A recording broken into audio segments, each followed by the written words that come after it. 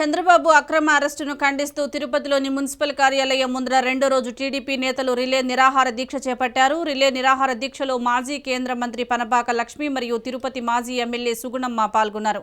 పనబాక లక్ష్మి మాజీ కేంద్ర మంత్రి మాట్లాడుతూ తెదేపా అధినేత చంద్రబాబుపై అక్రమ కేసులు పెట్టి జైలుకు పంపారని, నియంతలా వ్యవహరిస్తున్న జగన్ ప్రభుత్వంపై పోరాడతామని తెలిపారు.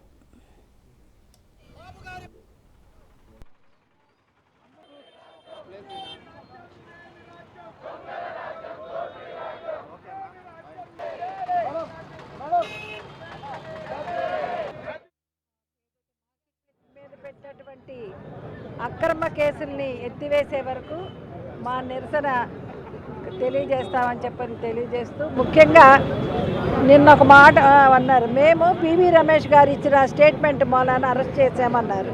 స్వయంగా ఆ సంబంధిత అధికారి ఐఏఎస్ అధికారి పివి రమేష్ గారు నేను ఎటువంటి స్టేట్మెంట్ ఇవ్వలేదు, అందులో వాస్తవం లేదని ఆయనే చెప్తా ఉన్నారు. మరి దానికి వాళ్ళ దగ్గర సమాధానం లేదు. ఎందుకనంటే కోడిగుడ్డు మీద ఈకలు పీకాలా అన్న దీంతో ఎలాగైనా చంద్రబాబు నాయుడు గారిని అరెస్ట్ చేయాలా, తెలుగుదేశం పార్టీ ఇమేజ్ చెడగొట్టాలా అన్న ఒక దురుద్దేశంతో ఆయన్ని ఈరోజు అరెస్ట్ చేయడం జరిగింది. అంతేకాకుండా తెలుగుదేశం పార్టీ వచ్చి క్యాడర్ బేస్డ్ పార్టీ, ఒక కార్యకర్త కాదు, లక్షలాది మంది కార్యకర్తలు ఉన్నారు.